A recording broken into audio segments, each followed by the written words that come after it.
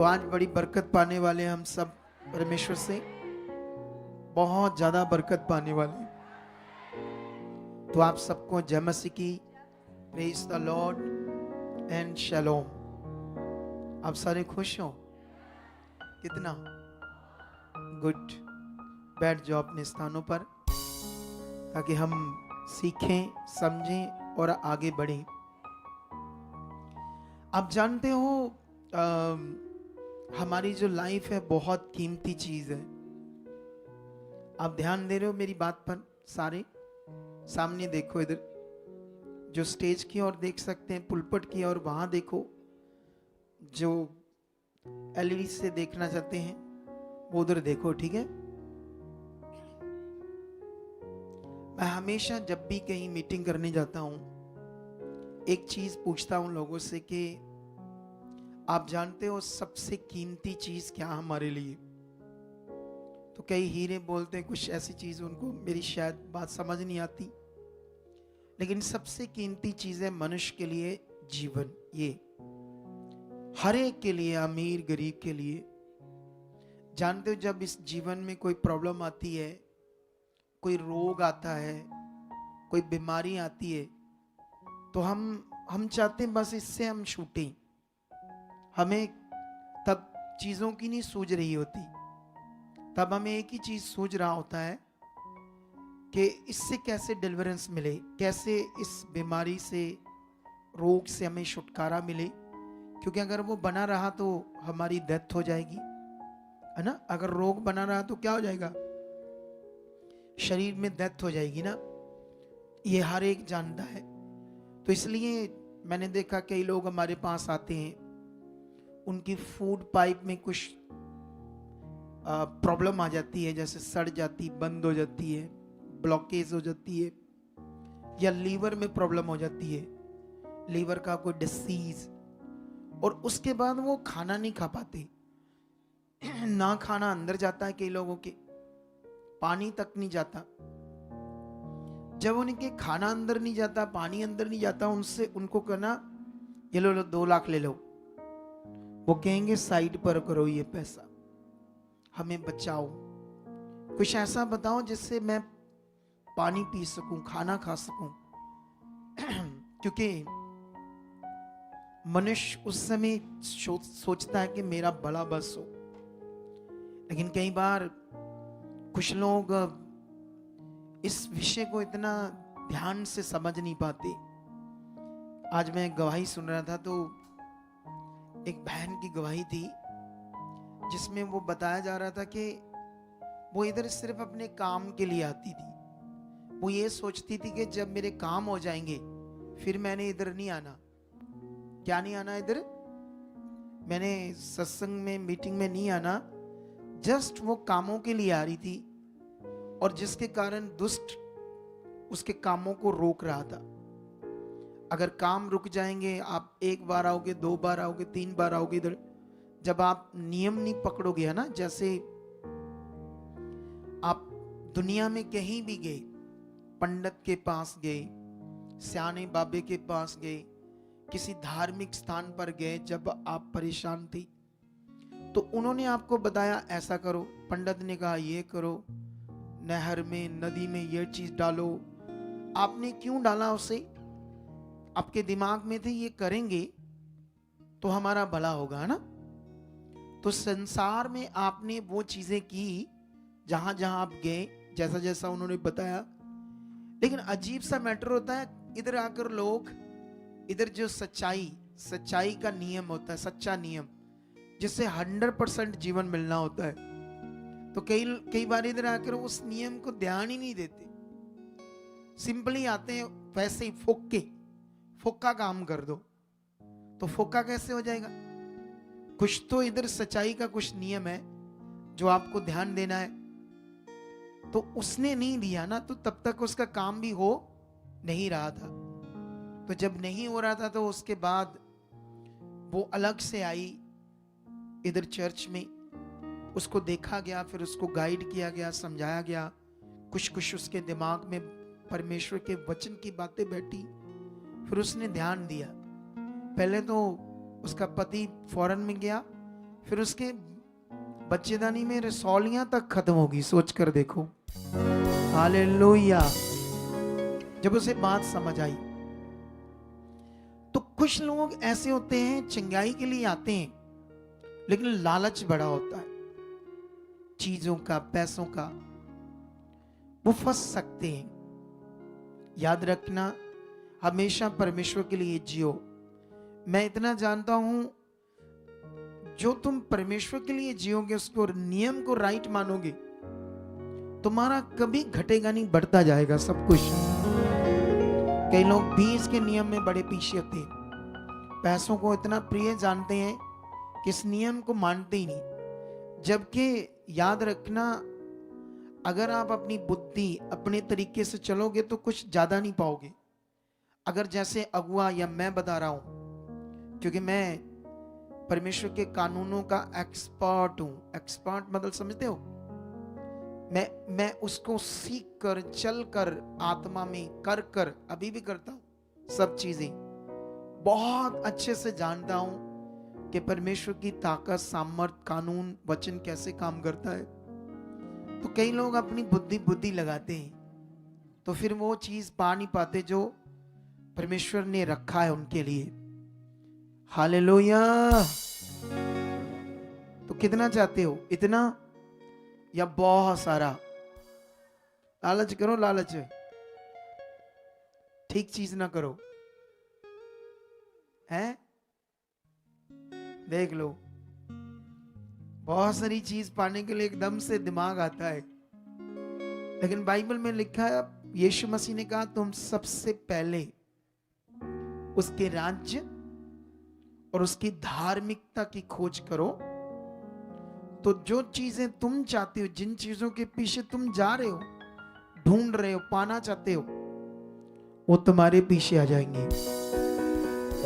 Hallelujah. वो नीली पगड़ी वाले को आगे लाओ, इसी को जो हिल रहा है, वो फौजी, हाँ, सकत्तर सिंह, इसको आगे लाओ, थोड़ा सा माइक लाओ। ये पहला बंदा है, मुझे मिला, कहता, खुदा के दास जी मेरे लिए दुआ करो, प्रार्थना करो, ताकि मैं मेजर सूबेदार बन जाऊं।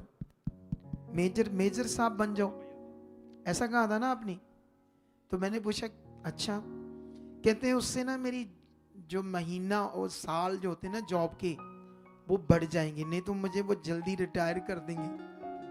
मैंने कहा, तू पहला बंदा भाई, नहीं तो आप मेरे पास जितने फौजी आए ना, वो तो कहते 15 साल में हमें रिटायरमेंट दिला दो, इतना नौकरी से भागते हैं फौजी।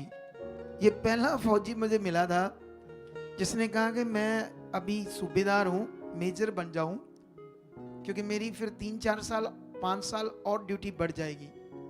मैं कहा वाह। अच्छा, मैं इसलिए इनको खड़ा किया है,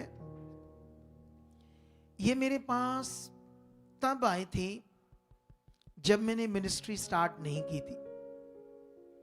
मैं एक छोटा मोटा अगुआ था, किसी संस्था के साथ जुड़कर सेवा करता था, ठीक है? तब ये मेरे पास आए थे, तब मैं घर में मीटिंग करता था। मैं भी आज से 10 साल पहले कि 9 साल पहले, 9 साल पहले, ठीक है, 9-10 साल पहले। तब ये झोंपड़ी में रहते थे, तब भी फौजी थे, झोंपड़ी टाइप घर, बुरा हाल, क्योंकि इनकी बेटी को 11 साल तक फिट्स पड़ते रहे, दौरे। दुनिया भर में इन्होंने सब कुछ किया, धर्म की चीजें, संसार की चीजें, धार्मिक स्थानों की चीजें, पंडित बाबे सियाने सब, इसकी सारी कमाई उस पर लग गई, जिसकी वजह से ये एक छोटे से कमरे में रह गए। ये तो फौजियों की कोठियां होती है, समझ आई? फिर उसके बाद जब ये, ना तो बच्चा ही होना था, दूसरा एक ही बेटी थी, वो भी मरने वाली थी। जब ये परमेश्वर के पास आए, उस वक्त से लेकर आज तक ये मेरे साथ ही है, मतलब इस मिनिस्ट्री के साथ ही। इन्होंने कभी भी दाएं ना बाएं, कौन अगुआ है क्या है, ये नहीं समझा। इन्होंने मुझसे सीखकर सिर्फ परमेश्वर को समझा, करना बस यही था। बोलो मेन विषय क्या था? परमेश्वर को, उसके राज्य को समझना था, आगे बढ़ना था। तो क्या तुम्हें लगता है कि मैं नहीं तुम्हें बढ़ा सकता हूं? है कि तुम्हें 3-4 और अगुए चाहिए? मैं बहुत हूं आपको राज्य में बढ़ाने के लिए, अगर आप समझ कर चलो तो। आज थोड़े दिन पहले इसकी वाइफ, वो दिखाना थोड़ा सा घर इनका, अगर दिखा सकते हो तो। ये देखो कोठी, ये 1500 गज में कोठी है। अभी इसको पेंट शेंट होना है, थोड़ा टाइल्स वगैरह लगती वो लगनी है। 1500 गज में कोठी बन गई, 1500 गज में। ठीक है, ऐसा क्यों हुआ? सुनो इधर देखो, इसका एक ही कारण था, ये परमेश्वर के राज्य और उसकी धार्मिकता, सच्चाई, उसकी खोज में बढ़ना शुरू हुए। मैं जानता हूं जब ये बना, जब ये चर्च, इन्होंने 2-2.5 लाख रुपया बोया। कितना? जब ये जमीन ले रहे थे, और अपने दशमांश में खरे हैं हर महीने जो बनता है। आपका कुछ घटा या बढ़ता गया? बढ़ता गया सर। बढ़ता गया। तो कैसे बोलते हैं आत्मिक मन। सब ऐसा नहीं बना पाते। क्या नहीं बना पाते? क्योंकि सबको अपनी बुद्धि, अपना तरीका होता है।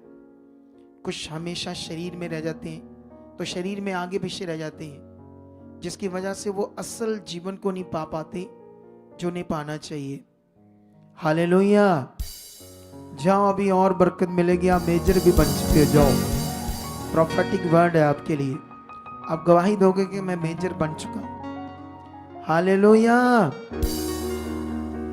तो अभी इन सब बातों के बाद हम परमेश्वर के वचन को और भी सीखेंगे, ताकि परमेश्वर आपको बड़ी बरकत दे। क्या आप चलने के लिए तैयार हो परमेश्वर के साथ अच्छे से? क्योंकि हमारे पास ऑप्शन कोई नहीं है इस दुनिया में। एक ही ऑप्शन है परमेश्वर के साथ चलना, एक ही ऑप्शन है उसकी इच्छा में चलना। मैं इन दिनों में जितनी टीचिंग्स दे रहा हूं, और मैंने इस संडे जो टीचिंग दी थी आपको, और मैंने कहा था ये पार्ट अभी 3-4 हफ्ते चलेगा। ये देखो थंबनेल क्या है। इस थंबनेल में देखो क्या लिखा है। पार्ट 2 है ये, शारीरिकता की हानि और आत्मिकता के लाभ। ये बड़ा टॉपिक है जो तुम लोगों को सीखना होगा। शरीर का जीवन और आत्मा का जीवन, ये बहुत तगड़ा मैटर है या विषय है। एक बलीवर के लिए, एक विश्वासी के लिए उसे इसे ध्यान देना होगा, क्योंकि ये ध्यान देना ही आपके लिए सब कुछ लाभ है। क्योंकि तुम याद रखना, जिसने तुम्हें पैदा किया वो जो कह रहा वो हमारे लिए लाभ है। हमारी बुद्धि, हमारी सोच, हमारा तरीका, अपना स्वभाव, वो नुकसान है, बड़ी हानि है वो। तो इसलिए हानि क्यों उठानी है? हम लाभ लें, आशीष पाएं जो खुदा ने रखी है हमारे लिए। हालेलुया। तुम कितनी गवाहियां सुन रहे बैठे बैठे यहाँ, इससे भी ज्यादा गवाहियां अभी। ये सिर्फ हमारी टीम आगे पीछे थी, मैंने समझा रहा था, ये पकड़ नहीं पा रहे थे बात को। अभी तो देखना, हमें 2-2 घंटे गवाहियां देने में लगे करेंगे, इतनी गवाहियां होंगी। क्योंकि वर्ल्ड में मैंने प्रोफेटिक वर्ड दिया था कि इस मिनिस्ट्री में सबसे ज्यादा गवाहियां होंगी, सबसे ज्यादा। जानते क्यों? क्योंकि मुझे पता है लोगों पर वर्क कैसे करना है, ये अन्य मिनिस्ट्रीज को नहीं पता, उन पर अभी ये बात प्रकट नहीं हुई। लोगों पर वर्क करना किसको कहते हैं, ये इस मिनिस्ट्री में होता है। लेकिन इस लास्ट में जब मैं अपना प्रचार पूरा कर लूंगा, उसके बाद मैं इस वर्क के ऊपर बात करूंगा। अगर मैं भूल गया तो मुझे याद कराना। लिफ्टगार्ड इन्वर्टर्स और बैटरीज एआई चार्जिंग के साथ बनो किसी की एनर्जी।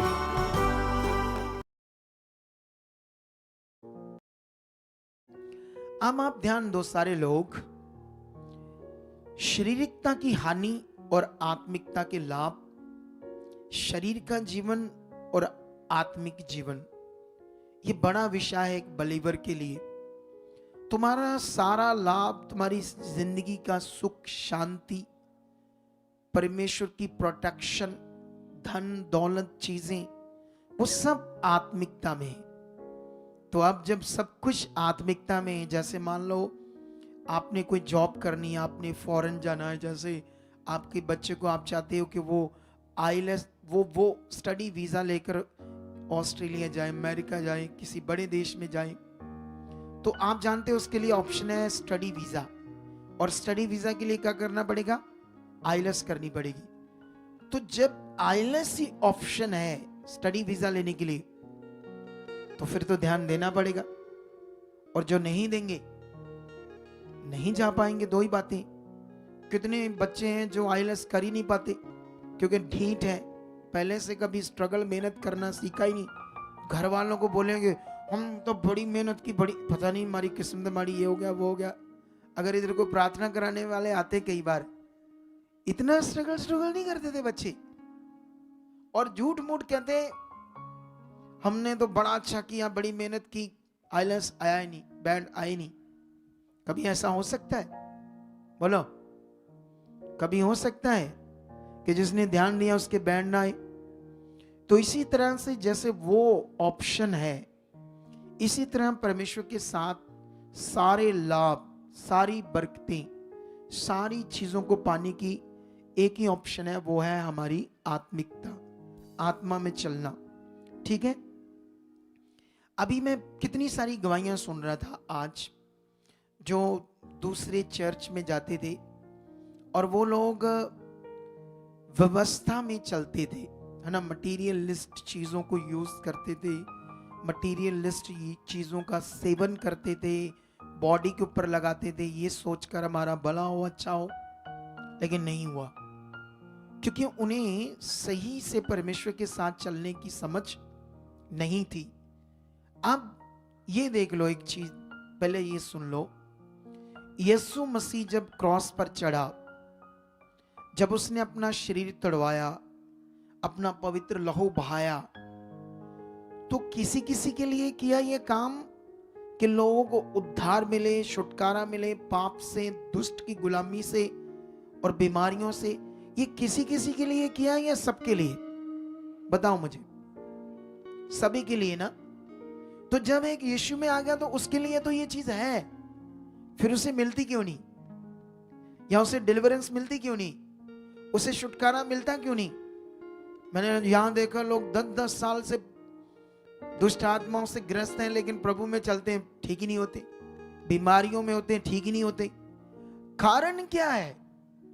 कारण उन्होंने समझा नहीं, या सीखा नहीं, या सिखाने वाले ने वो सिखाया नहीं जो जिससे उनका भला होना था।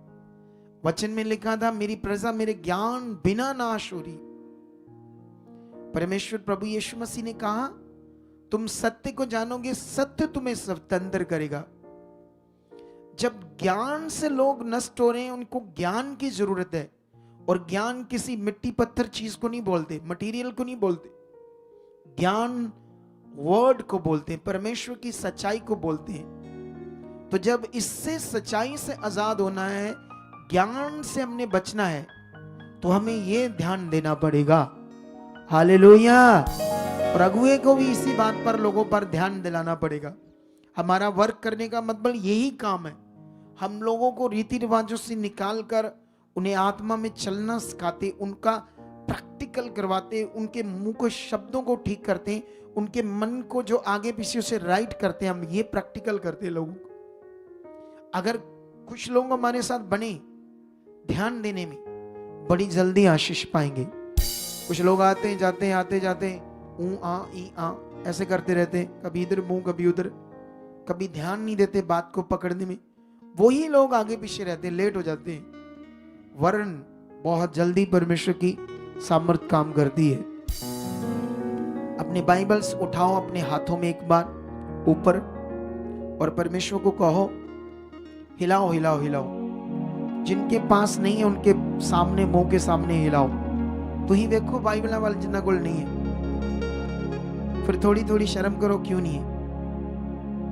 ये होनी चाहिए हर एक के पास, पेन, कॉपी, बाइबल, ताकि हम इसके पॉइंट्स को नोट करें। मांगो प्रार्थना में आज के वचन के लिए कि परमेश्वर पिता, हम जो कुछ तेरा वचन सुन रहे थे, अभी जो और सुनने वाले हैं, उसके लिए परमेश्वर पवित्र आत्मा आप हमारे मनों में काम करें, हमारे जीवन में, बुद्धि में, सोच में, समझ में काम करें। आप हमें समझ भी दे चुके हो ताकि हम जो कुछ सीखें उस पर चलें, तेरी इच्छा में, तेरी मर्जी में। आज कोई भी दुष्ट की शक्ति इस वचन को चुरा ना पाए। मैं बरकत मांगता हूँ, आशीष मांगता हूँ, ये कि परमेश्वर तेरा अनुग्रह मेरे ऊपर रहे, मेरी बुद्धि खुले, मुझे समझ आए, जैसा आप चाहते वैसा मैं करूं। ऐसा मेरे साथ अब यीशु मसीह के नाम से कर चुके हो। आमेन, हालेलुया। सो आज हम इसी पाठ पर और आगे बढ़ेंगे जो मैंने आपको समझाया है। संडे की शिक्षा जिन्होंने नहीं सुनी वो दोबारा सुनना। क्यों सुनना उसको, इसको, सबको? क्योंकि याद रखना, तभी तुम्हारा टॉपिक मैच होता जाएगा। क्योंकि जब ये एक नेगेटिविटी होती है जो तुम्हें हमेशा आगे पीछे करती रहती है कि तुम अच्छे से जो कहा गया उसे मानते नहीं हो।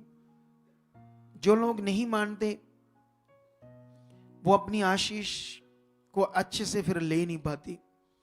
मैं नीति वचन में आपको एक वचन पढ़ाना चाहता हूं। यहां ना बुद्धि एक बात कर रही है, ऐसे फिगरेटिवली ये वचन है जिसमें ऐसे समझ आता है कि बुद्धि ये बात कह रही है आपको, बुद्धि।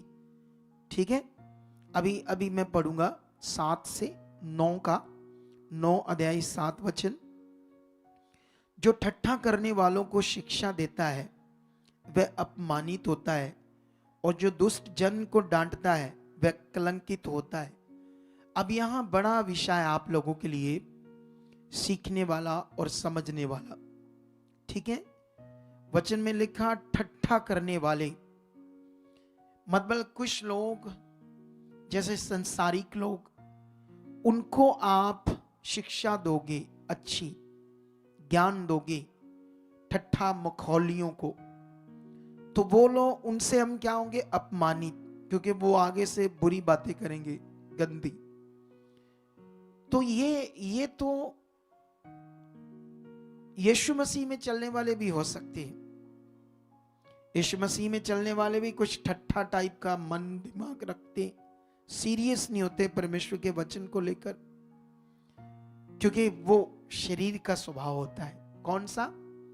शरीर का जीवन। वो परमेश्वर के वचन को आदर नहीं देता, सीरियस नहीं लेता। लेकिन ऐसा नहीं कि आप किसी से बात ना करो, करनी है। आपको ये बताने का मतलब वो ऐसे होंगे। ठट्ठा करने वालों को जब शिक्षा देंगे तो वो आपकी इंसल्ट कर सकते, कुछ भी कर सकते। तो इसका मतलब ये नहीं कि उनसे बात ही नहीं करनी कि वो बचाए ना जाए, करनी है। लेकिन हमारे लिए ये समझ की बात है, ऐसा वो करते हैं। 8 में लिखा, ठट्ठा करने वालों को ना डांट, ऐसा ना हो कि वह तुझसे बैर रखे। बुद्धिमान को डांट, वह तुझसे प्रेम रखेगा। वाह, कितनी बड़ी बात होगी ना। बुद्धिमान अच्छा इंसान को डांटोगे भी तो वो तुमसे क्या रखेगा? क्योंकि उसके पास अंडरस्टैंडिंग है, विजडम है कि ये मेरे भले की चीज है। इधर किसी को डांट दो तो वो अच्छा नहीं आया करना, ये थे क्या नहीं आना, ओके बाय टाटा मिनिस्ट्री, हम नहीं आएंगे। क्योंकि वो बुद्धिमान नहीं है जिसको डांट दिया। ये वर्ड हमें अंडरस्टैंडिंग विजडम देते हैं। और आगे लिखा 9 में, बुद्धिमान को शिक्षा दे वह अधिक बुद्धिमान होगा, धर्मी को चिता दे वह अपनी विद्या बढ़ाएगा। 10 में लिखा, यहोवा का भय मानना बुद्धि का आरंभ है, और परम पवित्र ईश्वर को जानना ही समझ है। मेरे द्वारा तो तेरी आयु बढ़ेगी, बुद्धि ये कहती है, और तेरे जीवन के वर्ष अधिक होंगे। 12 में लिखा, यदि तू बुद्धिमान हो तो बुद्धिमान बुद्धि का फल तू भी भोगेगा, और यदि तू ठट्ठा करे तो दंड केवल तू ही भोगेगा। हालेलुया। इन वचनों से हमें क्या समझ आती है? क्योंकि हमने इन वचनों से समझना है शरीर का जीवन और आत्मा का जीवन, धर्मी का जीवन और अधर्मी का जीवन। अधर्मी, कुधर्मी, कुकर्मी, ये सब शारीरिक होते हैं। बाइबल के अंदर शरीर और आत्मा का बड़ा तगड़ा ज्ञान है। आप जानते हो यीशु मसीह की कुर्बानी इसलिए हुई थी कि हम शरीर से आत्मा में आए। बोलो, यीशु मसीह ने हमें कुर्बानी इसलिए दी थी ताकि हमें शरीर के श्राप से छुड़ाए, हमें आत्मा का दान दे ताकि हम आत्मा की सहायता से फिर से परमेश्वर की इच्छा में चले, आत्मा में चले। क्योंकि अगर हम शरीर में रहे, क्योंकि मैंने देखा इधर कई बार कई सेवा करने वाले आए, छोटी छोटी बातों में आगे पीछे हो गए, कुछ वॉलंटियर, कुछ क्योंकि वो शरीर में थे बेचारे, उन्हें समझ नहीं आई आत्मा का चीज क्या है। आप जानते हो पहली सदी की कलीसिया को शेरों के आगे डाल दिया गया। उनको कहा गया राजा की ओर से कि तुम यीशु का इनकार करो, नहीं तो तुम्हें भूखे शेरों से मरवा दिया जाएगा। और उन्होंने इनकार नहीं किया यीशु का, क्योंकि वो जानते थे यीशु का इनकार करने का मतलब स्वर्ग से डिस्कनेक्ट होना, नाश होना। इसलिए उन्होंने शरीर में होती वो पहली कलीसिया तो सोचते हैं इनसे बचने के लिए, शेरों से बचने के लिए, शेरों ने उन्हें फाड़ दिया, मार दिया, बच्चों को भी। लेकिन उन्होंने यीशु का इनकार, कितनी ताकतवर कलीसिया थी। लेकिन आज की कलीसिया, आज तो छोटी सी बात से मन खराब कर लेते, छोटी छोटी बात से। तो जब सताव आएगा, जब विरोध होगा, जब दुष्ट लोगों को आपके विरोध में खड़ा करेगा, कैसे खड़े रहोगे फिर? अभी से मजबूत बनना है, अभी से सहनशीलता, बर्दाश्त करने वाली बातें अपने अंदर लेकर आनी है। और इसी को कहते हैं आत्मिकता। यही असल जीवन है, यही तुम्हारी बड़ी उन्नति होगी, यही तुम दुनिया में आगे जाओगे इसी से। इस वचन को ये परमेश्वर आपके लाभ और नुकसान की बात कर रही है। लेकिन मैं तुम्हें आज एक ऐसे वचन में लेकर जाना चाहता हूं, पुराने नियम में, पहला राजाओं की बुक में, ठीक है। यहां पर एक वाक्या है, अहाब राजा और यहोशापात राजा, ये दो राजा है। इनके बीच में कुछ विषय है जो मैं तुम्हें अंडरस्टैंड करवाना चाहता हूं, ताकि तुम सीख जाओ यहां से शरीर और आत्मा का विषय। हालेलुया। Are you ready? क्या जो तुम्हें मैं शरीर और आत्मा के विषय में इन दिनों में बातें सिखा रहा हूं, क्या तुम उस पर मनन कर रहे हो, प्रैक्टिकल कर रहे हो? तुम ऐसा सोच रहे हैं मुझे शरीर में नहीं चलना, शरीर की बातों में नहीं चलना, मेरे लिए लॉस है, मेरा बड़ा नुकसान है, ऐसे सोच रहे हो कि नहीं सोच रहे हो? अगर तुम सोच रहे हो, परमेश्वर के आगे रख रहे हो ये बात को, फिर तो तुम आत्मा में आ सकते हो, फिर तो तुम बहुत आगे जा सकते हो। हालेलुया। अगर आपने ऐसे नहीं किया तो फिर तुम शरीर में रह जाओगे। तो इसीलिए मैं यहां से कुछ पढ़ाना चाहता हूं आपको। पहला राजाओं की बुक, उसका चैप्टर 22, मैं एक से थोड़ा सा पढ़ता हूं। ये वैसे तो सारा अध्याय पढ़ने वाला है, पूरा टोटल, लेकिन बड़ा लंबा हो जाएगा, तुम घर जाकर पढ़ लेना। मैं कोशिश करता हूं बीच में कितना कितना पढ़ना है ताकि तुम्हें समझ आ जाए। 22 का अगर हम एक से पढ़ते तो लिखा, 3 वर्ष तक अरामी और इजरायली बिना युद्ध के रहे। तीसरे वर्ष में यहूदा का राजा यहोशापात इजराइल के राजा के पास गया। तब इजराइल के राजा ने अपने कर्मचारियों से कहा, क्या तुमको मालूम है कि गिलाद का रमोत हमारा है? ये एरिया का नाम है, एक नगर का नाम है, जिसकी बात इजराइल का राजा अहाब कह रहा है अपने कर्मचारियों से कि रिमोत नगर हमारा है जिस पर अरामियों ने कब्जा किया है। ठीक है, अभी ध्यान दो। और आगे लिखा, फिर हम क्यों चुपचाप रहते हैं और उसे अराम के राजा के हाथ से क्यों नहीं छीन लेते। और उसने यहोशापात से पूछा, क्या तू मेरे संग गिलाद के रिमोत से लड़ने के लिए जाएगा। यहोशापात ने इज़राइल के राजा को उत्तर दिया, जैसा तू है वैसा ही मैं भी हूं, जैसे तेरी प्रजा है वैसे ही मेरी प्रजा है, और जैसे तेरे घोड़े हैं वैसे ही मेरे भी घोड़े हैं। अब थोड़ी सी हिस्ट्री सीख लो यहां पर, ताकि तुम्हें वचन समझ आ जाए। ठीक है, हिस्ट्री, जब सुलेमान और दाऊद ने पाप किया, परमेश्वर के साथ वो खरा रहा, लेकिन सुलेमान ने भी बढ़ाया। लेकिन सुलेमान ने जब पाप किया, उसके बाद परमेश्वर ने एक वर्ड दिया था कि एक हिस्सा मेरे साथ बना रहेगा, इज़राइल का एक कुल, और बाकी सब तितर बितर हो जाएंगे। अगर मेरे साथ भी होंगे तो मेरी इच्छा में नहीं चल पाएंगे।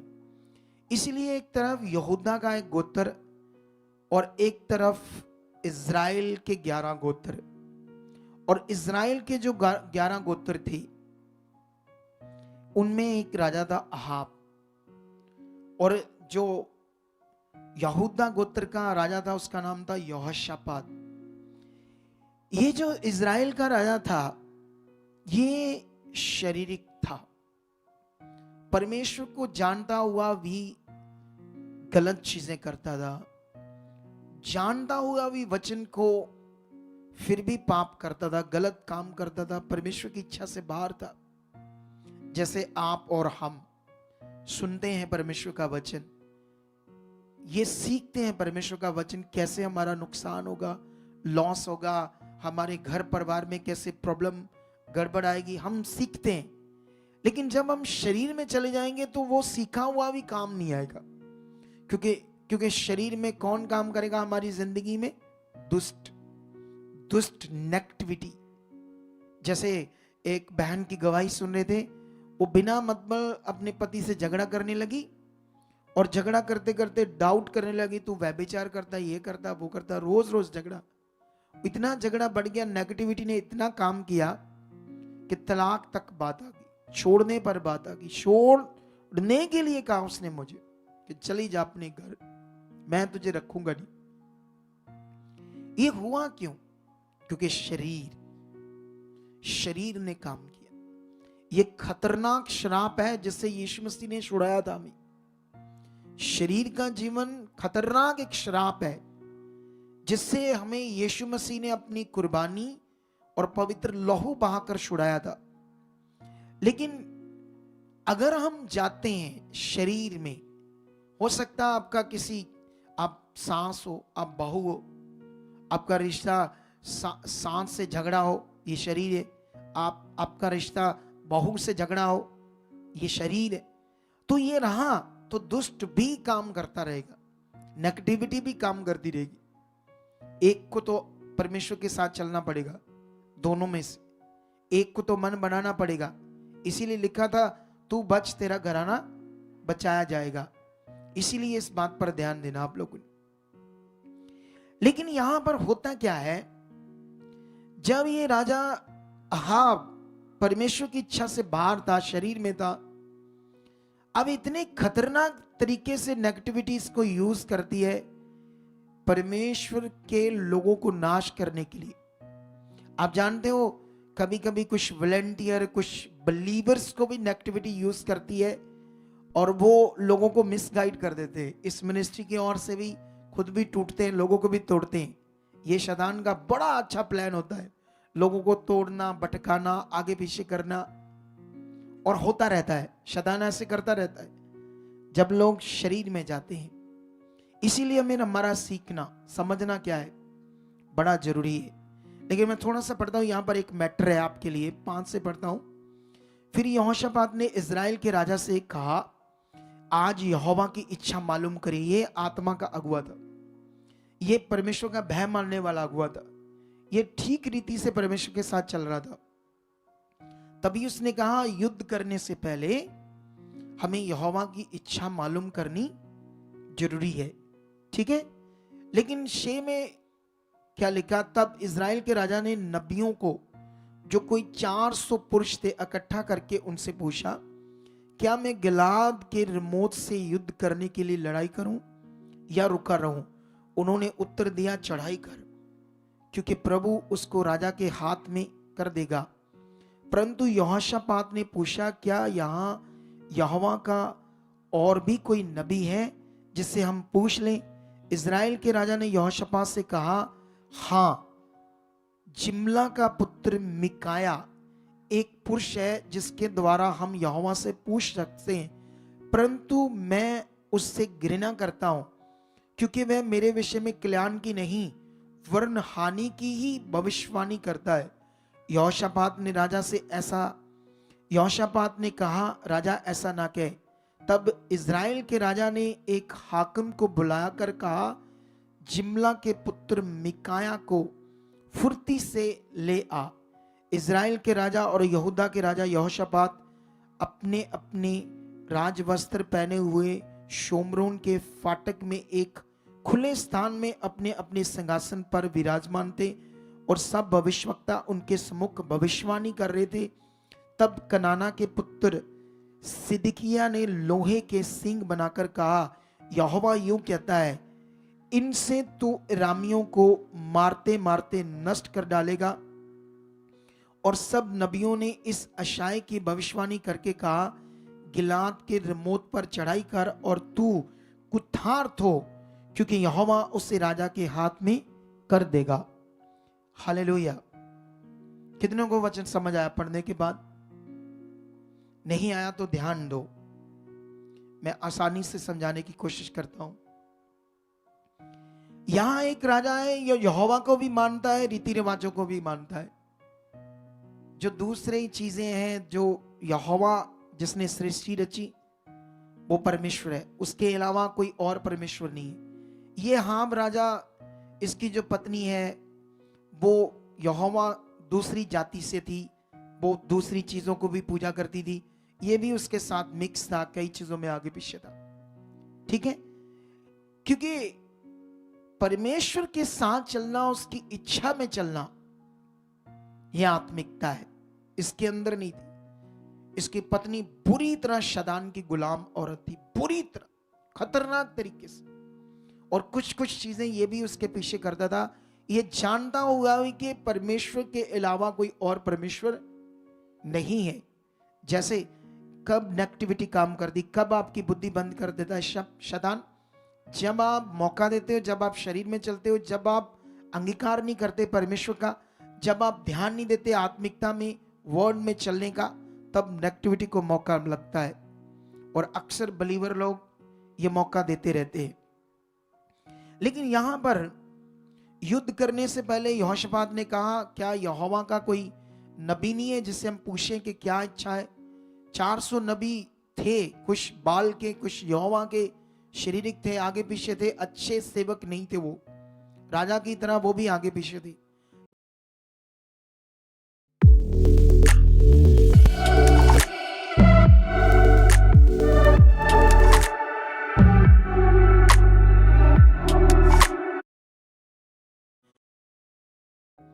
बरकत की, उस नगर को जीतने की, और 400 के 400 ही। लेकिन यहोशापात कहीं ना कहीं आत्मा में था, उनको उन पर विश्वास नहीं आ रहा था। उसने कहा कोई और यहोवा का कोई नबी है, सेवक है, उससे पूछना जरूरी है। फिर उसको बुलाते हैं, मिकाया को, जो आत्मा में था, खरा था, सीधा था, परमेश्वर के साथ अच्छे से परमेश्वर के साथ चलने वाला था। हालेलुया। अगर मैं तुम्हें इतनी टीचिंग देता हूं, इतना आत्मिक ज्ञान देता हूं, तो इसका मतलब कौन मेरे ऊपर प्रकट करता है? ये भेद, वो बातें, रीति रिवाजों से बाहर आना, आत्मा में कैसे चलना, ये बड़ा लाभ है, तगड़ा लाभ है। इसे पकड़ना है आप लोगों ने। मैं थोड़ा सा पढ़ता हूं क्या लिखा यहां पर। 22 का 13 में लिखा, जो दूत मिकाया को बुलाने गया था उसने उसे कहा, ये देखो जो बुलाने गया था वो भी मिकाया भविष्यवक्ता को क्या कहता है, सुन भविष्यवक्ता एक मुंह से राजा के विषय में शुभ वचन कहते हैं, तो तेरी बातें भी उनकी सी हो, तू भी शुभ वचन कहना। मिकाया ने कहा, यहोवा के जीवन की शपथ, जो कुछ यहोवा मुझसे कहे वही मैं कहूंगा। हालेलुया। कितनी बड़ी बात है, कितना मन है इसका। अगर यही मन हमारे पास, अगर वो भाई जो एक जब हमारे पास आया था तो फौजी था, फौजी से ऊपरला लेवल, अब सूबेदार है, अभी मेजर बनने की ख्वाहिश है, वो भी आज वचन मिल गया। 1500 गज में घर बन गया।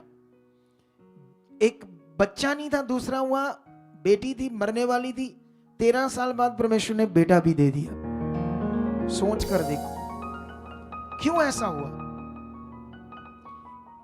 क्योंकि जो सीखा था उसको करते गए, स्टेप बाय स्टेप करते गए। हालेलुया।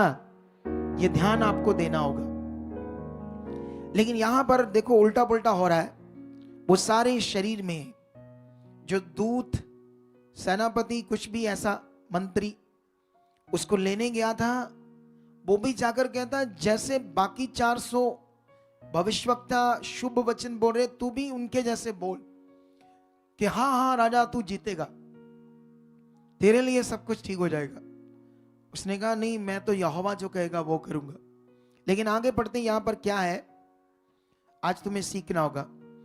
जब वह राजा के पास गया तब राजा ने उससे पूछा, हे मिकाया, क्या हम गिलाद के रिमोत से युद्ध करने के लिए चढ़ाई करें या रुके रहें? उसने उनको उत्तर दिया, हाँ चढ़ाई करो, तू कुठार्थ हो।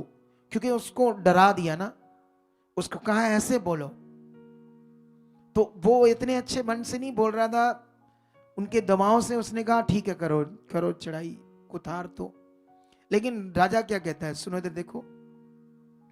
और यहोवा उसको राजा के हाथ में कर देगा। राजा ने उससे कहा, मुझे कितनी बार तुझे शब्द धराकर चिताना होगा कि तू यहोवा का स्मरण करके मुझसे सच ही कह। अब ये बात हुई तो फिर अब वो परमेश्वर की बात प्रकट करेगा पूछकर। 17 में लिखा, मिकाया ने कहा, मुझे समस्त इज़राइल बिना चरवाहे की भेड़ बकरियों के समान पहाड़ों पर तितर बितर देख पड़ा, और यहोवा का यह वचन आया कि वह तो अनाथ है, अतएव वह अपने अपने घर कुशल क्षेम से लौट जाए।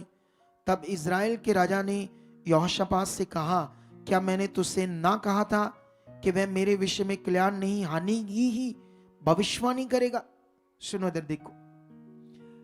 आप जानते हो इधर कई लोग हमसे कई बार पूछने आते हैं, हम ये काम करें या ना करें।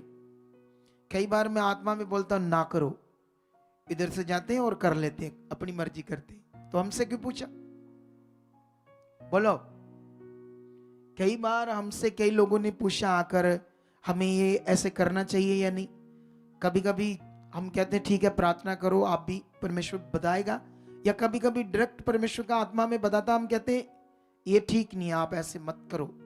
लेकिन वो शरीर में शरीर के हैं, बस माड़ा सा पूछने आते, करते हैं, अपनी मर्जी है। हालेलुया।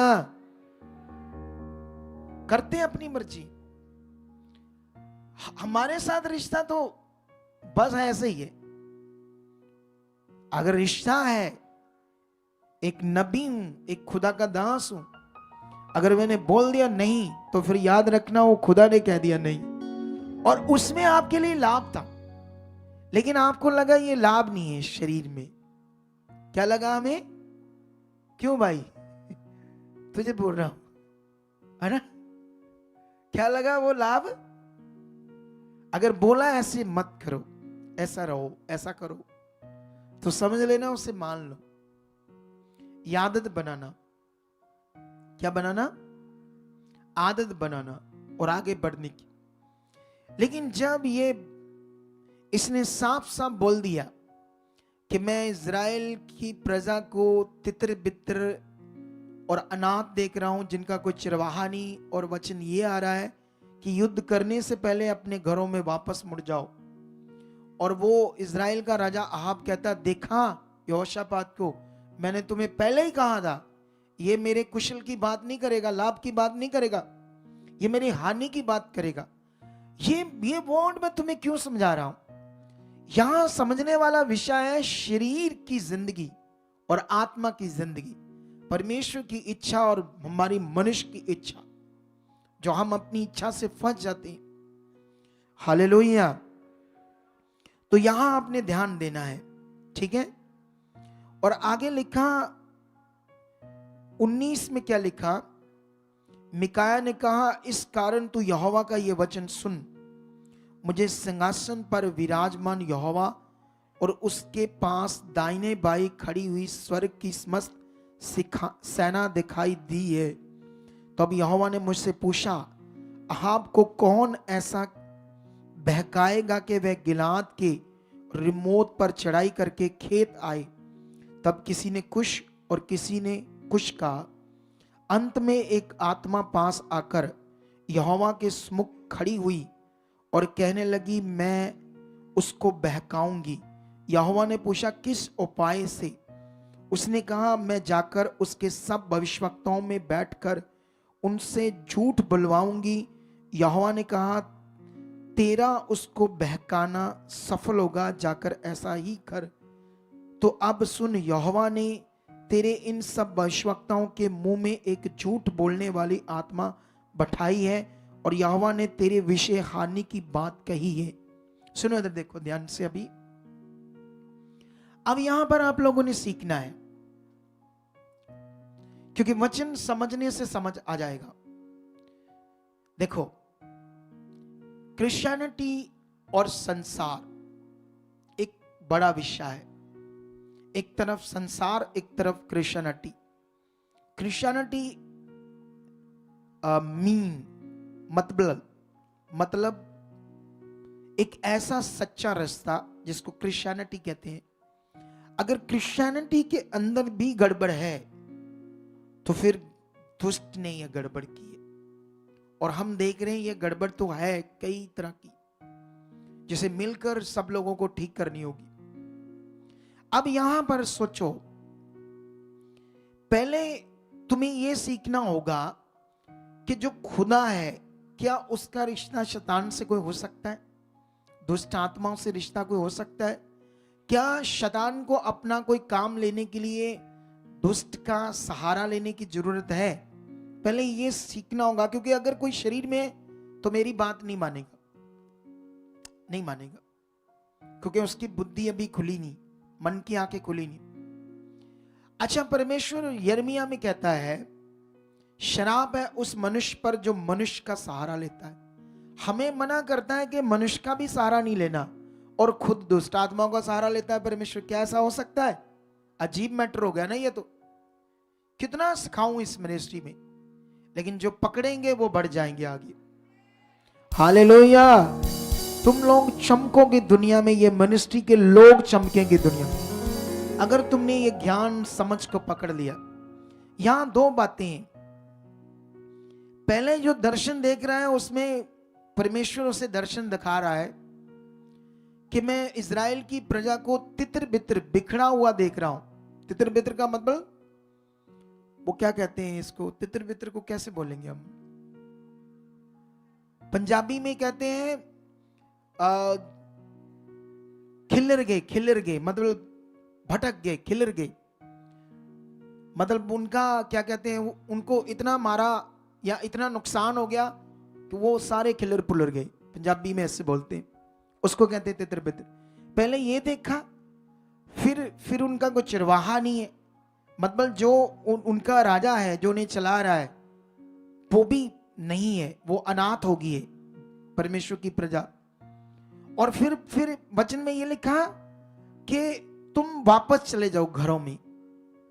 इसका मतलब परमेश्वर हानि चाहता था, ये दर्शन से उनको बचाना चाहता था। आप पहले बताओ मुझे, ये जो मिकाया ने दर्शन देखा, उनके साथ क्या होने वाला है? कौन ऐसे करने वाला है बुरा? अगर परमेश्वर ने बुरा करना है उनके साथ, तो फिर ऐसे दर्शन क्यों दिखाना? क्यों बताओ मुझे, बोलो, फिर तो परमेश्वर को गुप्त में रखकर धक्का लगाकर वहां लेकर जाना चाहिए और मरवाना चाहिए, है ना, इजराइल के राजा को और सब जो गलत थे लोग, इजराइल के साथ जितने भी लोग। आपको मेरी बात समझ आ रही कि नहीं आ रही? लेकिन परमेश्वर तो मिकाया को दर्शन दिखा रहा है। फिर जब वो जोर डाल रहा है कि तू सच बता यहोवा को स्मरण करके, फिर परमेश्वर एक और दर्शन दिखाता है जिसमें प्लानिंग बताता है शैतान की कि तू शरीर में तू गलत है और दुष्ट तुम्हें नाश करना चाहता है। लेकिन परमेश्वर ने ये बात डायरेक्ट शैतान करने वाला ऐसा नहीं लिखा, परमेश्वर ने ये बात अपने ऊपर ली। इसीलिए ये तुम्हें सीखना होगा, क्योंकि बाइबल में ऐसा लिखा है, जो पुराने नियम में शैतान के बारे में क्या लिखा बताओ मुझे? कुछ भी नहीं लिखा। कुछ अलर्ट किया नबियों को? कभी परमेश्वर ने शैतान के बारे में कोई ज्ञान दिया पुराने नियम में नबियों को? कुछ ऐसा कहीं भी नहीं दिया। 5000 सालों का रिकॉर्ड है पुराना नियम, और नए नियम का रिकॉर्ड है सिर्फ 50 साल का। और उस 50 साल में पता नहीं सैकड़ों से 100 से भी ज्यादा बार शैतान के बारे में लिखा है, और क्लैरिटी दी है कि वो कैसे काम करता है, क्या क्या करता है, उसकी जुक्तियां क्या है। पुराने नियम में अगर शैतान का नाम आया 2-3-4 जगह, वो भी इनडायरेक्ट से, उसको शो तक नहीं किया।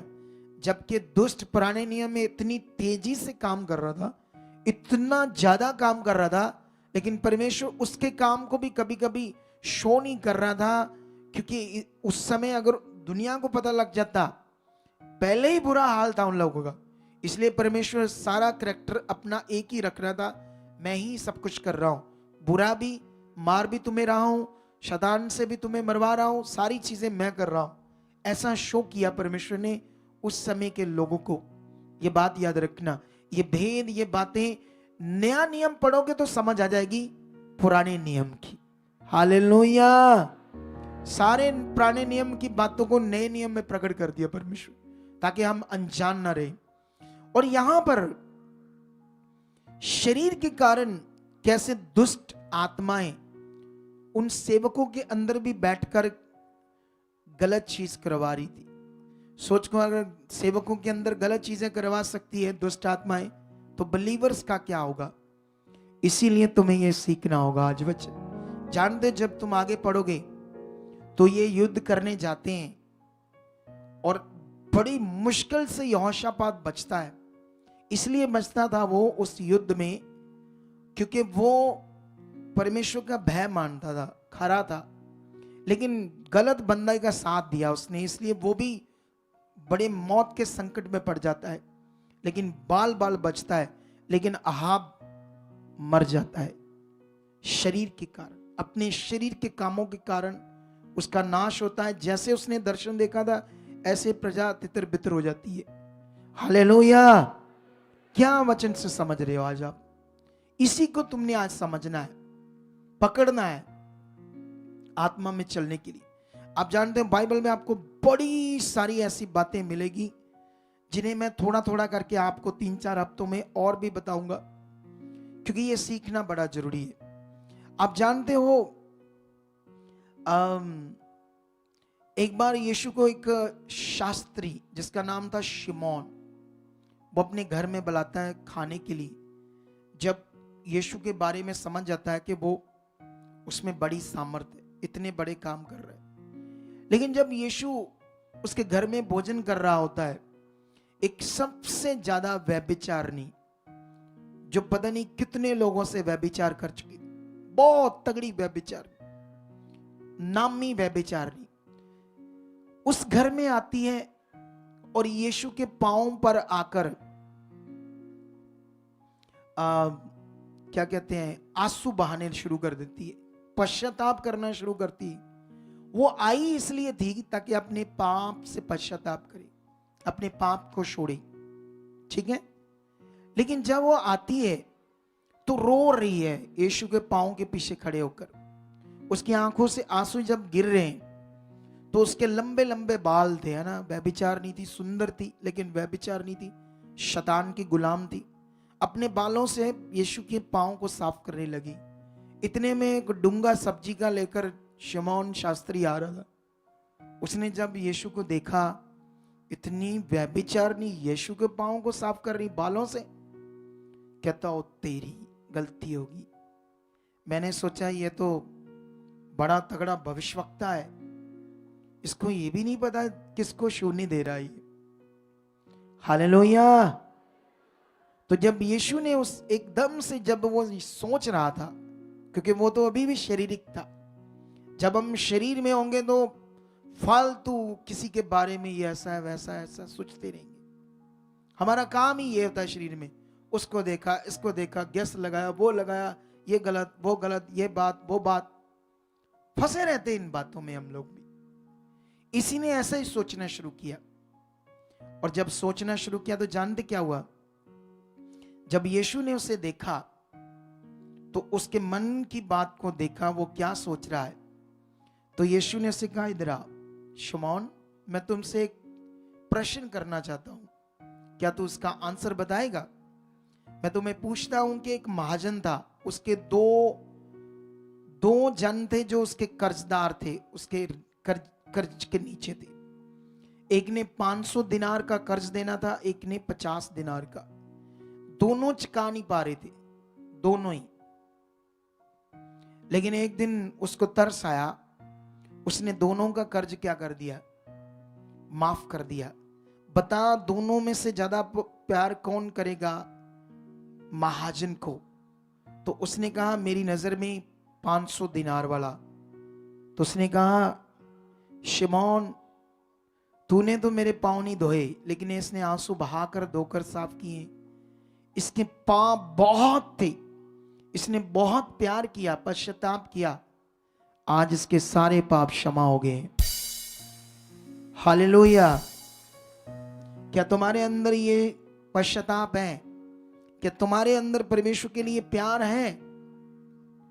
क्योंकि इधर कुछ लोग स्वार्थी आते हैं सिर्फ काम के लिए, उन्हें परमेश्वर की समझ नहीं बेचारों को, क्योंकि वो शरीर में सिर्फ काम तक रह जाते हैं। असल जिंदगी, असल चीज पाना, परमेश्वर का अनुभव करना, उसके दर्शन करना, जो सबसे कीमती जीवन है आत्मा का, आत्मिक जिंदगी, जिसे प्रैक्टिकल हम करके पा सकते हैं, उस पर ध्यान नहीं दिया।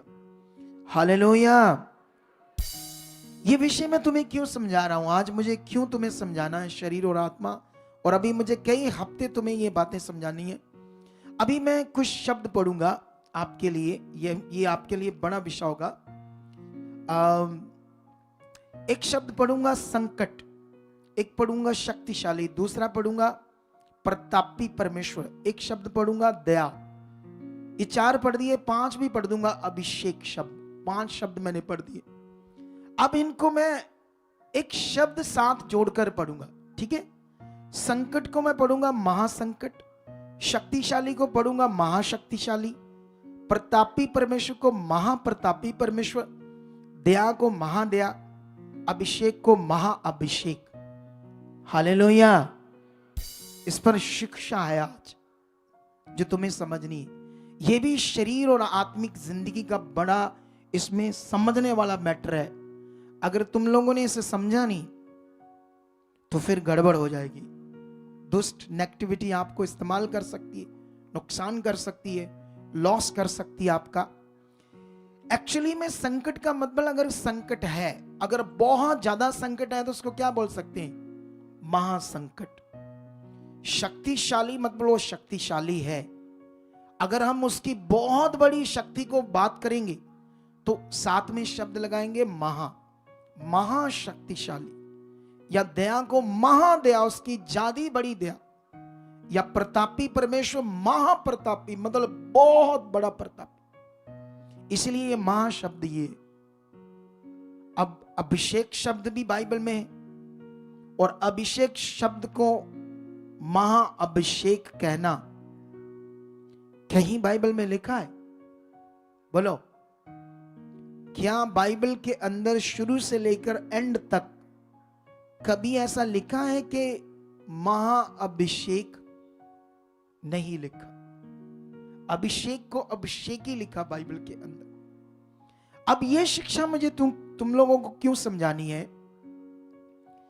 क्योंकि क्योंकि यहां शरीर और आत्मा का विषय बहुत तगड़ा है। क्योंकि तुम्हें बाइबल के अंदर जीवन कैसे मिलेगा, डिलीवरेंस कैसे मिलेगी, छुटकारा कैसे मिलेगा, ये राइटली तुम्हें पकड़ना होगा। क्योंकि इसको पकड़ने के लिए तुम्हें आत्मा में आना पड़ेगा। अगर तुम शरीर में रहोगे तो नहीं पकड़ पाओगे। शरीर चीज ऐसी है जिसमें नेगेटिविटी तुम्हें हमेशा भटकाती रहेगी, तुम्हारे मन को डाइवर्ट करती रहेगी, तुम आगे पीछे रहोगे, तुम अंडरस्टैंड नहीं कर पाओगे इस विषय को कि राइट क्या है, सही क्या है, जीवन कैसे मिलेगा, अच्छा कैसे होगा, बढ़िया कैसे होगा। इसे पकड़ना हमारे लिए जरूरी है। लेकिन मैं तुम्हें बताना चाहता हूं, तुम्हारे लिए सारी जिंदगी जो तुम्हें चाहिए, जो परमेश्वर ने जिसमें तुम्हें विश्वास और बढ़ने की बात की है, वो है सुसमाचार। हालेलुया। अगर बाइबल के अंदर तुम्हारे लिए डिलीवरेंस, छुटकारे की बात होती है, किसी महाअभिषेक से कोई छुटकारे की बात नहीं होती। अनाइंटिंग के नाम पर ये चीजों, मटेरियल को देना और कहना इससे खुदा ने कहा है, तो नहीं कहा है खुदा ने। एक दो चीजें यीशु मसीह ने अपनी पूरी लाइफ में जितना उसने काम किया, सिर्फ एक बार मिट्टी यूज की। ठीक है, क्यों की या नहीं की या की, इसका तो मैं अभी आंसर नहीं देने वाला आज। लेकिन यीशु मसीह ने 3.5 सालों में इतने ज्यादा काम किए, वो सारे सामर्थ के साथ किए, पावर के साथ किए, विश्वास के कानून के साथ किए, अच्छे मन के कानून के अनुसार किए। एक मिट्टी सिर्फ यीशु ने यूज की एक जगह पर। इसके अलावा ना तो उस मिट्टी के ऊपर उसने कोई शिक्षा दी दोबारा चेलों को कि तुम यूज करना है, ऐसा करना है, ऐसा कुछ नहीं कहा। अगर चेलों को यीशु मसीह ने जो शिक्षा, महाशिवरात्रि संगीत, नृत्य, ध्यान और उत्सव की एक रात। तुम्हारा अंगीकार कैसे काम करेगा, तुम्हारा प्रैक्टिकल कैसे काम करेगा, यीशु मसीह ने इसके ऊपर सिखाया। ये आत्मिकता है, ये आत्मिक जीवन है जिसे तुम्हें पकड़कर जल्दी जल्दी आगे बढ़ना होगा। हालेलुया। इस विषय में तुम्हें ध्यान देना होगा। लेकिन मैं तुम्हें जल्दी जल्दी 3-4 वचन पढ़ाना चाहता हूं ताकि तुम्हें मैं एक चीज समझाऊं, सुसमाचार के ऊपर ज्ञान। जल्दी जल्दी 3-4 वचन। सबसे पहले मैंने एक वचन पढ़ा, क्यों ये वचन है रोमियो 1:16। क्योंकि मैं सुसमाचार से नहीं लज्जाता, इसलिए कि वह हर एक विश्वास करने वाले के लिए, पहले तो यहूदी फिर यूनानी के लिए उद्धार के निमित्त परमेश्वर की सामर्थ्य है। सोचो, हर एक मनुष्य के लिए उद्धार के निमित्त, छुटकारा पाने के निमित्त, जीवन पाने के निमित्त वो सुसमाचार क्या है? परमेश्वर की सामर्थ्य। ये लिखा है। और आगे लिखा, क्योंकि उसमें मतलब सुसमाचार में परमेश्वर की धार्मिकता विश्वास से और विश्वास के लिए प्रकट होती है। परमेश्वर की जो धार्मिकता है जो सुसमाचार के अंदर, वो विश्वास से है और विश्वास से प्रकट होगी। हालेलुया। इस बात पर ध्यान दो। अभी मैं आपको एक वचन और पढ़ाता हूं, फिर मैं तुम्हें इन सब वचनों का एक्सप्लेन करूंगा। अब मैं 1 कुरिन्थिया 1:18 पढ़ता हूं। क्या लिखा? क्योंकि क्रूस की कथा नाश होने वालों के लिए मूर्खता है, परंतु हम उद्धार पाने वालों के लिए परमेश्वर की सामर्थ्य है। वचन में लिखा क्रूस की कथा, यीशु का क्रॉस पर चढ़ना, उसका पृथ्वी पर आना, मनुष्य बनना, कवारी से पैदा होना, ये जो सारा उसका काम है उसको बोलते हैं सुसमाचार। तो इसीलिए उस सुसमाचार को कहा क्रूस की कथा नाश होने वालों के लिए मूर्खता है, परंतु हम उद्धार मोक्ष पाने वालों के लिए परमेश्वर की सामर्थ्य है। एक वचन और पढ़ता हूं, गलातियों में चलते हैं हम, ठीक है? उसके बाद एक और पढ़ के फिर मैं आपको क्लैरिटी दूंगा। हालेलुया। यहां पर एक वचन पढ़ते हैं, गलातियों चैप्टर 1 उसका 6 से लेकर 9 तक। मुझे आश्चर्य होता है कि जिसने तुम्हें मसीह के अनुग्रह में बुलाया, उससे तुम इतनी जल्दी फिरकर और ही प्रकार के सुसमाचार की ओर झुकने लगे हो, जैसे हो रहा है अभी क्रिश्चियनिटी में। कोई कहता ये और 19 साल्ट खाओ, कोई कहता 19 फूड आ गया, कोई कहता सेब आ गया, कोई कहता कुर्सी आ गया, कोई कहता शॉल आ गया, कोई कुछ। लेकिन उनके अंदर असल सुसमाचार की जो वैल्यू, जो ताकत, जो समझ चाहिए थी, जो मन में बैठनी चाहिए थी, उस सुसमाचार के ऊपर जो फेथ और प्रैक्टिकल चाहिए था, वो हट रहा है लोगों का। इससे बड़ा दिक्कत का सामना कर सकते आने वाले दिनों में परमेश्वर के लोग, याद रखना। लेकिन यहां पर साथ में लिखा, परंतु वह दूसरा सुसमाचार है ही नहीं, पर बात यह है कि कितने ऐसे हैं जो तुम्हें घबरा देते हैं और मसीह के सुसमाचार को बगाड़ना चाहते हैं। परंतु यदि हम या स्वर्गदूत, हम या स्वर्ग से कोई दूत भी उस समाचार को छोड़ जो हमने तुमको सुनाया है, कोई और सुसमाचार सुनाए, तो वह शापित है। हालेलुया। जैसा हम पहले कह चुके हैं, वैसा मैं अब फिर कहता हूं कि उस सुसमाचार को छोड़ जिसे तुमने ग्रहण किया है, यदि कोई और सुसमाचार सुनाता है तो शापित है। हालेलुया। इस विषय को तुमने पकड़ना होगा। अगर तुम्हारा ध्यान इस बात पर नहीं गया अच्छे से, तुम शरीर में रह जाओगे। तुम्हारे बड़े बड़े लाभ, बड़ी बड़ी आशीषें, बरकतें फिर तुम समझ नहीं पाओगे। इसका चैप्टर 2 में 21 में लिखा, मैं परमेश्वर के अनुग्रह को व्यर्थ नहीं ठहराता, क्योंकि यदि व्यवस्था के द्वारा धार्मिकता होती तो मसीह का मरना व्यर्थ होगा। हालेलुया। कितने लोगों को यह बात समझ आ रही है आज? ये बड़ा वचन जो मैंने 3-4 तुम्हें वचन पढ़ाए, क्यों इसका पढ़ाने का क्यों मतलब था? सुनो, मैं पटियाला गया परसों, ठीक है। वहां पर जब मैं पहुंचा तो काफी सारे लोग थे, काफी सारी, ठीक है। जब मैं वहां प्रचार कर रहा था तो प्रचार करते करते बीच में 2-3 लेडीज उठकर चलेगी। जानते क्यों? वो शरीर में थी, शारीरिक थी यीशु में। अपने आप को कहने के लिए कि हम पता नहीं कहां जुड़े हैं, ऐसे सोच बड़ी वाली, मतलब दिमाग ऐसे। जानते क्यों उठकर चलेगी? जब मैं शमा, एक बहन है जिसको बड़ी आंत में कैंसर था, उसकी पोटी वाले पाउच के अंदर कैंसर था और कैंसर की वजह से उसका बच्चादानी निकाल दिया गया था और डॉक्टरों ने ट्रीटमेंट फुली करके कहा था 99% यू आर हील, दोबारा कभी नहीं होगा। लेकिन पहले से भी ज्यादा खतरनाक तरीके से आया उसको कैंसर, 4th स्टेज। कीमो भी काम नहीं कर रही थी। जब मैंने उसको प्रार्थना की, दुष्ट आत्माएं निकाली गई, इतना बड़ा उसने मन बनाया, इतनी पकड़ बनाई उसने कि इस मिनिस्ट्री को नहीं छोड़ा, परमेश्वर को नहीं छोड़ा, बनी रही खरियाई से। कभी किसी इधर उधर नहीं सुना उसने सिवाय मेरी, और ट्रीटमेंट कराना बंद कर दिया। और परमेश्वर की सामर्थ्य से उसकी कैंसर चलेगी। आज 3 साल से ज्यादा टाइम हो गया। सोच कर देखो, वो गवाही दे रहा था, वो उठकर अपनी गवाही में लोगों को उत्साहित करने लगी कि मैं जब से इस मिनिस्ट्री के साथ जुड़ी, मैंने आज तक किसी अगुए को नहीं सुना, मैं इसी मिनिस्ट्री से खड़ी हूं। और जो इस मिनिस्ट्री की राइट शिक्षा है, जैसे मटीरियलिस्ट, तेल पानी कपड़े को नहीं मानते, तो ऐसे जैसे बोला तो 2-3 बहनें उसी वक्त उठ गई। उन्हें गुस्सा आ गया। क्या गया उन्हें? क्योंकि वो इन चीजों को मानती थी। इसको कहते हैं प्रभु का वर्ड। उसी यीशु को जिसको मानती थी, उसको उस आदर नहीं कर रही, उस बात को आदर नहीं कर रही।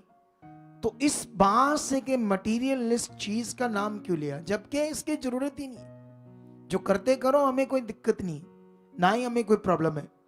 लेकिन हम जब लोगों को हमारे पास आते हैं तो इन चीजों, रीति रिवाजों में डूबे हुए, लेकिन जब इन्हें इनसे मन हटाते हैं, उनकी हीलिंग हो जाती है बड़ी बड़ी। तो फिर ये करना चाहिए या रहने देना चाहिए वैसे जैसे करते हो? बोलो आप।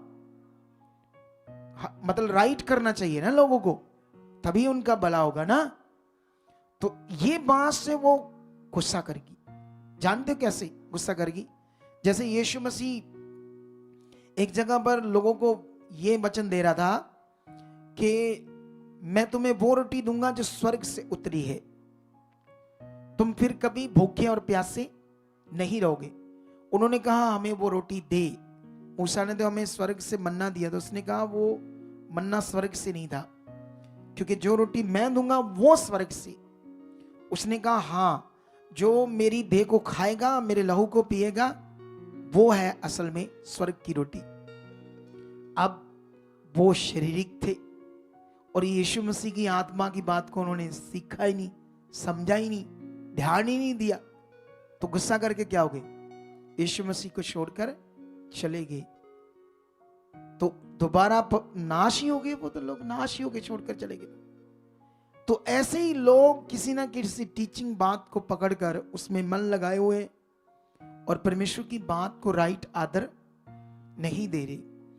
लेकिन ये वचन मैं तुम्हें क्यों समझा रहा हूं आज, मैं तुम्हें बताना चाहता हूं उद्धार सुसमाचार में तुम्हारा पूरी कंप्लीट छुटकारा जो है, इस प्रैक्टिकल में, इस बात में कि हर मनुष्य शराब से पैदा हुआ है।